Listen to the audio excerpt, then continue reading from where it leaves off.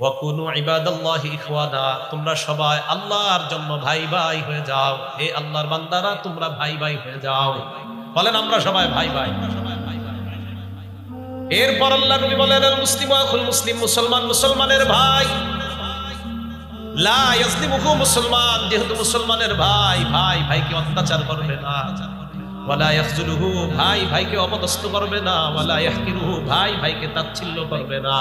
আমরা কি নবীজি বলে ভাই ভাইকে অত্যাচার করবে না, ভাই ভাইকে অপদস্থ করবে না, ভাই ভাইকে তাচ্ছিল্য করবে না। এরপর আল্লাহ নবী বলেন, বিহাসবি ইমরিইন মিনাশ শাররি আইয়াহকিরা আখাহুল মুসলিম, কোন মানুষ খারাপ হওয়ার জন্য এতটুকুই যথেষ্ট, সে তার মুসলমান ভাইকে তুচ্ছ তাচ্ছিল্য করে। নাউজুবিল্লাহ। আমি খারাপ হওয়ার জন্য এতটুকু যথেষ্ট, আমি ওনারে তুচ্ছ করলাম, আমি ওনারে কোনো গুরুত্ব দিলাম না। আমি খারাপ হওয়ার জন্য এতটুকু যথেষ্ট। কেন? নবী বলছে আমি আর তুমি, নবী বলছে সে তোমার ভাই, তুমি তার ভাই, তুমি কিভাবে তাকে তুচ্ছ তাচ্ছিল্য করবে? নবীজির পালক পুত্র যায়েদ ইবনে হারেসা নবীজির কাছে আসছে বিবির সম্পর্কে অভিযোগ দেওয়ার জন্য। কে? যায়েদ ইবনে হারেসা তার বিবির সম্পর্কে অভিযোগ দিতে নবীজির কাছে আসছে। আনাস রাদিয়াল্লাহু তাআলা আনহুর বর্ণনা, তিনি বলেন, عن أنس بن مالك رضي الله تعالى عنه قال جاء زيد بن حارثة يشكو فجعل النبي صلى الله عليه وسلم يقول اتق الله وأمسك عليك زوجك। যায়েদ ইবনে হারেসা আল্লাহ নবীর কাছে আসলেন। আসার পর নিজের বিবির ব্যাপারে আল্লাহ নবীর কাছে অভিযোগ জানাই, ইয়া রাসূলুল্লাহ, আমার বিবি এই সেই বিভিন্ন অভিযোগ নিয়ে আসছে। নবীজি বললেন, যায়েদ ইত্তাকিল্লাহ, আল্লাহকে ভয় করো। ওয়া আমসিক আলাইকা যাওজাক, নিজের কাছে তোমার বিবিকে রেখে দাও। নবীজির কাছে এসে কয় বিবি রাখবো না, এই সমস্যা ওই সমস্যা। নবীজি বললেন আল্লাহকে ভয় করো, বিবি রেখে দাও। আবু দাউদ শরীফের 4607 নম্বর হাদিসের বর্ণনা, ক্বালা রাসূলুল্লাহ সাল্লাল্লাহু আলাইহি ওয়াসাল্লাম, নবীজি আমাকে আপনাকে আমাদের সবাইকে বলে, উসিকুম বিতাকওয়াল্লাহ, আমার উম্মত আমি তোমাদেরকে আল্লাহর তাকওয়া, আল্লাহর ভয়, এই তাকওয়া অবলম্বনের ওসিয়ত করছি।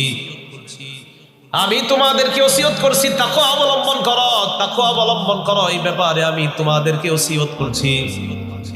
তাহলে নবী আমাদের সবাইকে ওসিয়ত করছেন তাকওয়া অবলম্বন করো। আল্লাহ ভীতি অর্জন করার জন্য আল্লাহ নবী আমাদেরকে ওসিয়ত করলেন। তাহলে তাকওয়ার গুরুত্ব কম না অনেক বেশি? আবু দাউদ শরীফের বর্ণনা, 2231 নম্বর হাদিসের বর্ণনা, এক ব্যক্তি ছিল, তার নাম মুগীস রাদিয়াল্লাহু তাআলা আন। বলেন কি নাম? মুগীস। এই মুগীস রাদিয়াল্লাহু তাআলা আনহুর স্ত্রীর নাম বারিরা। কি নাম? তো মুগীস গোলাম। মুগীস কি? গোলাম। তো স্বামী গোলাম হওয়ার কারণে স্ত্রীর একটু কেমন কেমন জানি লাগে, মানে আমার স্বামী গোলাম। তো উনি এটা হঠাৎ আর কি ওনার কাছে এটা খারাপ লাগতেছে, আমার স্বামী গোলাম কেন? মুগীস রাদিয়াল্লাহু তাআলা আল্লাহ নবীর কাছে আসলেন। আসার পর বললেন, ইয়া রাসূলুল্লাহ ইশফালি ইলাইহা, হুজুর আমার ব্যাপারে একটু আমার স্ত্রীর কাছে আপনি সুপারিশ করেন। চিন্তা করছেন স্বামী আয়েশা নবীরে বলতেন, হুজুর আমার ব্যাপারে একটু আমার স্ত্রীকে একটু বুঝান, যেটা বর্তমান যুগে আপনারা মাশাআল্লাহ অনেকে বিপদে পড়া এরকম করে। নবীজি বারিরা রাদিয়াল্লাহু তাআলা আনহাকে ডাক দিলেন, ডাক দিয়ে বললেন, বারিরা ইত্তাকিল্লাহ, আল্লাহকে ভয় করো। সুবহানাল্লাহ। ফাইন্নাহু যাওজুকি, সে তোমার স্বামী, ওয়া আবু ওয়ালাদিকি, তোমার সন্তানের পিতা। সে তোমার স্বামী, তোমার সন্তানের পিতা। এই জন্য আচরণ করতে একটু ভেবে চিন্তে করবা, সে তোমার স্বামী আবার তোমার সন্তানের পিতা। তুমি তার ব্যাপারে এরকম নাক গলানো, এটা ঠিক না। রাসূল সাল্লাল্লাহু আলাইহি সাল্লাম কথাটা দেখেন, নবীজি ওই বারিরাকে বুঝানোর আগে প্রথমে বলছে ইত্তাকিল্লাহ, আল্লাহকে ভয় করো। নবীজি ইন্তেকালের সময় বলতেছে ইত্তাকুল্লাহ, আল্লাহকে ভয় করো। নবীজি বিদায় হজের ভাষণের মধ্যে বলতেছে ইত্তাকুল্লাহ ফিন নিসা, এই নারীদের ব্যাপারে তোমরা আল্লাহকে ভয় করো, স্ত্রীদের ব্যাপারে তোমরা আল্লাহকে ভয় করো। নবীজি সাহাবাদেরকে আমাকে আপনাকে বলতেছেন উসিকুম বিতাকওয়াল্লাহ, আমি তোমাদেরকে তাকওয়ার ব্যাপারে ওসিয়ত করছি। যায়েদ ইবনে হারেসা আসলেন, ওয়াজ করলেন নবী তাকে। ওয়াজের আগে বলে নিলেন, যায়েদ আল্লাহকে ভয় করো। পরে ওয়াজ করে নবীজি বললেন, বিবিরে নিজের কাছে রেখে দাও। প্রথমে নবী বলতেছে আল্লাহকে ভয় করো, হে পুরুষরা বিবিদের ব্যাপারে আল্লাহকে ভয় করো। পরে নবীজি লম্বা ওয়াজ করছেন। তাহলে সব জায়গায় আল্লাহ রাসূল সাল্লাল্লাহু আলাইহি সাল্লাম তাকওয়ার কথাটা বলেন, বলার পরে এরপরে আমাদেরকে ওয়াজ করতেছেন। তাহলে তাকওয়ার গুরুত্ব কম না অনেক বেশি? কেন? হাদিস দ্বারা বোঝা যায় আল্লাহকে ভয় করো। দেখেন কি বলে, আল্লাহকে ভয় করো তোমাদের অধীনস্থ গোলামদের ব্যাপারে। মানে আল্লাহকে যদি কোনো ব্যক্তি ভয় করে, তাহলে তার জন্য চাকর চাকরানীদের প্রতি ভালো আচরণ করা সহজ হয়ে যায়। কথাগুলো বুঝে আসছে?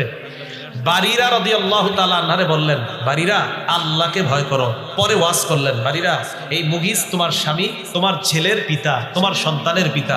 আগে দেখেন কি বলছে, আল্লাহকে ভয় করো, মানে ওয়াজ করে নিলেন। বারিরা যদি আল্লাহর ভয় তোমার মাঝে থাকে, তাহলে স্বামীর গুরুত্ব বুঝে। আল্লাহ আমাদেরকে বুঝার তৌফিক দান করেন। 5 নাম্বার তাকওয়ার ব্যাপারে মৌলিক যে কথাগুলা, এর মধ্যে 5 নাম্বার কথা, আল্লাহ পাক রব্বুল আলামিন বান্দাদের থেকে ইবাদত কামনা করেন। কাদের থেকে? বান্দাদের থেকে কিছু কিছু ইবাদত চান, যেন ওই ইবাদতের মাধ্যমে তাকওয়া অর্জন হয়ে যায়। আবার বলছি, আল্লাহ বান্দাদেরকে কিছু ইবাদতের কথা বলেন যে এই ইবাদতটা করো, তাহলে তোমার তাকওয়া অর্জন হবে। তাহলে এই জাতীয় ইবাদতগুলো করা দরকার আছে না? সূরা বাকারার 21 নাম্বার আয়াতে আল্লাহ বলেন, ইয়া আইয়ুহান নাস উবুদু রাব্বাকুমুল্লাযী খালাকাকুম ওয়াল্লাযীনা মিন ক্বাবলিকুম লাআল্লাকুম তাত্তাকুন। হে মানুষ, তোমরা তোমাদের রবকে ভয় করো। আল্লাযী খালাকাকুম, যিনি তোমাদেরকে সৃষ্টি করেছেন। ওয়াল্লাযীনা মিন ক্বাবলিকুম, তোমাদের পূর্বে যারা, তাদেরকেও যিনি বানিয়েছেন, ওই আল্লাহকে তোমরা ভয় করো। লাআল্লাকুম তাত্তাকুন, যেন তোমরা মুত্তাকি হয়ে যাও, যাতে তোমরা তাকওয়া অর্জন করতে পারো। কি বললেন? হে মানুষ, উবুদু, তোমরা রবের ইবাদত করো। তাহলে কি বুঝলাম? রবের ইবাদত করলে তাকওয়া অর্জন হয়। বলেন, রবের ইবাদত করলে তাকওয়া অর্জন হয়। সূরা বাকারার 183 নাম্বার আয়াতটা মন দিয়ে শুনেন। প্রতি রমজানে আসলে হুজুররা এটা আপনাদেরকে শোনায়।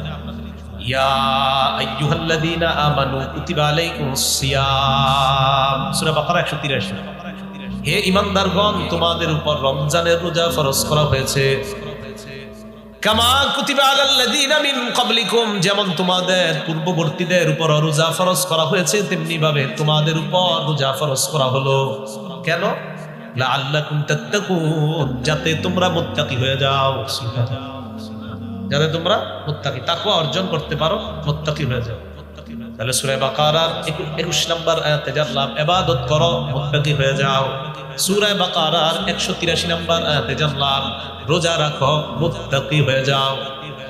সূরা আনআমের 153 নম্বর আয়াতে আল্লাহ বলেন, ওয়া আন্না হাযা সিরাতি মুস্তাকিমা, এটাই আমার রাস্তা, ফাত্তাবিউ, এই রাস্তার অনুসরণ করো। ওয়ালা তাত্তাবিউস সুবুলা, অনেকগুলা রাস্তার অনুসরণ তোমরা করবা না। ফাতাফাররাকু বিকুম আন সাবিলি, অনেকগুলা রাস্তার অনুসরণ যদি করো, ওই অনেক রাস্তা তোমাদেরকে আসল রাস্তা থেকে বিচ্ছিন্ন করে দিবে। রাস্তা কয়টা? কয়টা? একটা, সোজা। আশেপাশে সব শয়তানের বাঁকা রাস্তা। তা আল্লাহ বলে এক রাস্তার অনুসরণ করো, আশেপাশে বিচ্ছিন্ন করে দিবে আসল রাস্তা। যালিকুম ওয়াসাকুম বিহি লাআল্লাকুম তাত্তাকুন, আল্লাহ তোমাদেরকে এই বিষয়ে ওসিয়ত করে এক রাস্তা অবলম্বন করো, অনেকগুলা করবা না, যাতে তোমরা তাকওয়া অর্জন করতে পারো, যাতে তোমরা মুত্তাকি হয়ে যাও।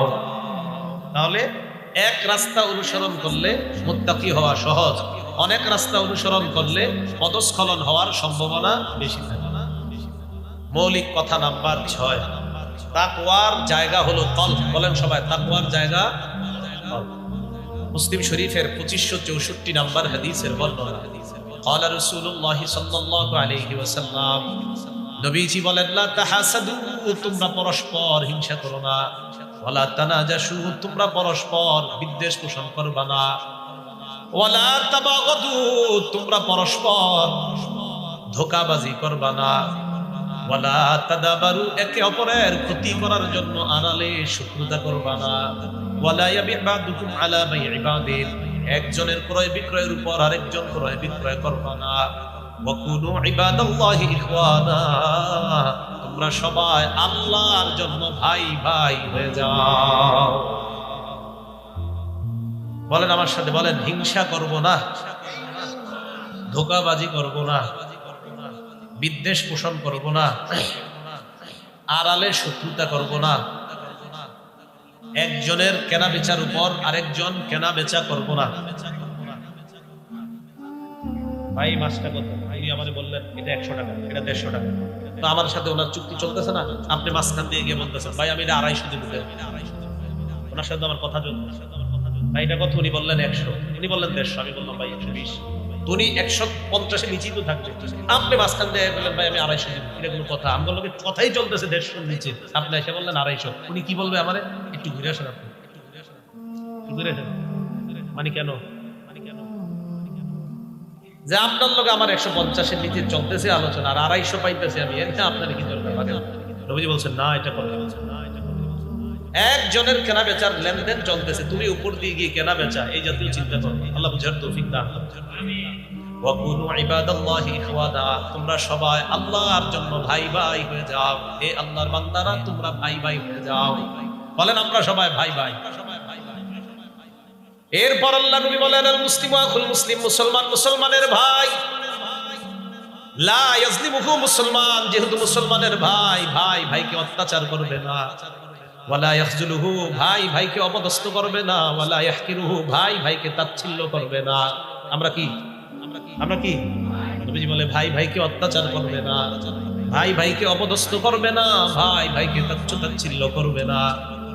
এরপর আল্লাহ নবী বলেন বিহাসবি ইমরিইন মিনাশ শাররি আইয়াহতিরা আখাহুল মুসলিম, কোন মানুষ খারাপ হওয়ার জন্য এতটুকুই যথেষ্ট, সেটা মুসলমান ভাইকে তুচ্ছ তাচ্ছিল্য করে। নাউজুবিল্লাহ, আমি খারাপ হওয়ার জন্য এতটুকু যথেষ্ট, আমি ওনারে তুচ্ছ করলাম, আমি ওনারে কোনো গুরুত্ব দিলাম না। থুরুনিকে আমি খারাপ হওয়ার জন্য এতটুকু যথেষ্ট। কেন? নবী বলছে আমি আর তুমি, নবী বলছে সে তোমার ভাই, তুমি তার ভাই, তুমি কিভাবে তাকে তুচ্ছ তাচ্ছিল্য? এরপরে রাসূল সাল্লাল্লাহু আলাইহি সাল্লাম বলেন শোনো তোমরা, আত-তাকওয়া হাহুনা, বলে কি বলবেন তো? আত-তাকওয়া হাহুনা। নবীজি বললেন তাকওয়া এখানে। কি বললেন? তাকওয়া। আরেকজনে বলে দিবেন তাকওয়া এখানে, তাকওয়া এখানে। ইউশিরু ইলা সাদরিহি সালাসা মাররাত, নবী বুকের দিকে 3 বার ইঙ্গিত করে বললেন তাকওয়া এখানে, তাকওয়া এখানে, তাকওয়া এখানে। হাদিসের মাধ্যমে বোঝা যায় কারো মধ্যে যখন তাকওয়া অর্জন হয়ে যায়, তার দ্বারা হিংসা হবে না, তার দ্বারা বিদ্বেষ পোষণ হবে না, তার দ্বারা আড়ালে শত্রুতা হবে না, তার দ্বারা মুসলমান কষ্ট পাবে না। তাকওয়া যদি অর্জন হয়ে যায়, তার দ্বারা মুসলমান তুচ্ছ তাচ্ছিল্যের শিকার হবে না। আল্লাহ নবী বলেন কলবের মধ্যে তাকওয়া ঢুকাও, তাহলে তোমার দ্বারা এই অপরাধগুলা সংঘটিত হবে না। কলবে তাকওয়া, আত-তাকওয়া হাহুনা, আত-তাকওয়া হাহুনা। তাকওয়ার জায়গা এখানে, তাকওয়ার জায়গা এখানে, তাকওয়ার জায়গা এখানে। কলবে তাকওয়া ঢুকাও, হিংসা বিদ্বেষ সব বের হয়ে যাবে। অন্তরে যদি আল্লাহর ভয় থাকে, তখন আপনার মাঝে কি হবে? বাসওয়ালারে আপনি 1 টাকা দিতে ভুলে গেছেন, ইন্না লিল্লাহি কি করলাম, আপনি তাড়াতাড়ি বাসে উঠে কি করবেন? 5 টাকা, কারণ আপনার কলবে তাকওয়া। আপনি 2টা ধান ক্ষেতের মাঝখান দিয়ে একটা আইল আছে, 2 ধান ক্ষেতের ওপাশে একটা রাস্তা আছে, ওপাশে একটা রাস্তা আছে, আবার 2 ধান ক্ষেতের মাঝে একটা চিকুন আইল। আপনি চিন্তা করলেন আমি কি ওপাশের বড় রাস্তাটা দিয়ে যাব নাকি ওই পাশের বড়টা দিয়ে যাব? না, চিন্তা করলেন আমি মাঝখানে দিয়ে যাই, আইল দিয়ে। তখন আপনি চিন্তা করলেন না, আইল দিয়ে যদি আমি যাই, 2 ক্ষেতের কিছু ধান আমার জামায় লেগে যেতে পারে, কারণ রাস্তাটা অনেক চিকন। আপনার ভিতরে তাকওয়া আছে, কলবে ভয় আছে। না, আরেকজনের 2-1টা ধান আমি কেন নিব? আপনার কলবে যখন তাকওয়া থাকবে, তখন আপনি ওই বড় রাস্তা দিয়ে যাবেন, চিকনটা দিয়ে যাবেন না। কেন? আরেক মুসলমানের ক্ষেতের ধান আমি কেন নিব? কথা বুঝে আসছে? তাহলে এটার নাম তাকওয়া। যখন অন্তরে থাকবে, আরেকজনের প্রজেক্টে গিয়ে রাতের বেলা চুপে চুপে অন্ধকারের মধ্যে বিষাক্ত কিছু ছেড়ে দিয়ে ওই মুসলমানের মাছগুলাকে নষ্ট করবে না। যখন কলবে তাকওয়া বুঝাইছেন, নবী বলছে এই তুমি কার প্রজেক্টে তুমি বিষ ছাড়তেছো? ওই প্রজেক্টের মালিক তো তোমার ভাই। আমি নবী না তোমাদেরকে বলে গিয়েছি মুসলমানের ভাই, তুমি কিভাবে তার ক্ষতি করছো? তাহলে বুঝে আসছে ভাই তাকওয়া। তাহলে তাকওয়ার জায়গা কলব। বলেন তাকওয়ার জায়গা। আল্লাহ বুঝার তৌফিক দান করে। এটা বলার পর নবীজি শেষে বলেন কুল্লুল মুসলিমি আলাল মুসলিমি হারাম দামুহু ওয়া মালুহু ওয়া ইরজুহু। শোনো মুসলমান, প্রত্যেক মুসলমানের জন্য হারাম অপর মুসলমানের রক্তপাত করা হারাম, সম্পদ হরণ করা হারাম, ইজ্জত হরণ করা হারাম। ভাই ভাই বানায়া দিয়া বললেন, এই শোনো, মুসলমানের রক্তপাত করা হারাম, সম্পদ হরণ করা হারাম, মুসলমানের ইজ্জত হরণ করা হারাম। বলেন তো, আরেকজনের গাছের ডাব আপনি রাতের আড়ালে চুরি করে নিয়ে গেছেন, এটা সম্পদ হরণ করা কিনা? আরেকজনের গাছের খেজুরের রস আপনি রাতের বেলা চুরি করে আপনি খেয়ে ফেললেন, ওই বেচারা সকালে উঠে যে খেজুর রস পাড়ার জন্য যে জিনিসটা দিয়েছে ওইটা উনি সকালে উঠে দেখে আর রস ওটার মধ্যে নাই। আপনারা 4 বন্ধু মিলে রাতের বেলায় খেজুরের রস খেয়েছেন। বলেন, এই যে রসটা আপনি খেলেন, এটা আরেকজনের সম্পদ কিনা? আপনি তাকওয়ার কাজ করেন। আল্লাহ আমাদেরকে বুঝার তৌফিক দান করেন। ছোট ছোট বিষয়গুলোকে গুরুত্ব দাও। ছোট ছোট, যেমন আমি আপনাদেরকে আরেকটা সুন্দরভাবে বুঝাই। মসজিদে ঢুকতে গেছেন বৃষ্টির দিনে, বলেন তো বৃষ্টির দিনে জুতার নিচে কাদা লাগে? অথবা আপনি মনে করেন আজকেই মাগরিব এশার নামাজ পড়তে মসজিদে যাবেন, আপনি ঘাটলায় উজু করলেন, পুকুরে উজু করলেন, উজু করার পর বলেন তো জুতার মধ্যে পানি আর কিছু মাটি টাটি লাগার আশঙ্কা আছে কিনা? এখন আপনি মসজিদে গিয়ে জামাত ধরবেন, দ্রুত জামাত ধরতে গিয়ে কি করলেন? আরেকজন মুসলমানের সুন্দর একটা চামড়ার জুতার উপর আপনি কাদাগুলা জুতাটা রেখে দেন। এটা আপনি কষ্ট করবেন। আপনার মাঝে যখন তাকওয়া থাকবে, আপনার জুতার পায়ের নিচে যে জুতাটা, এই জুতার কাদা দিয়ে অপর মুসলমানের জুতা আপনি ময়লা করবেন না। আল্লাহ আমাদেরকে আমল করার তৌফিক দান করেন।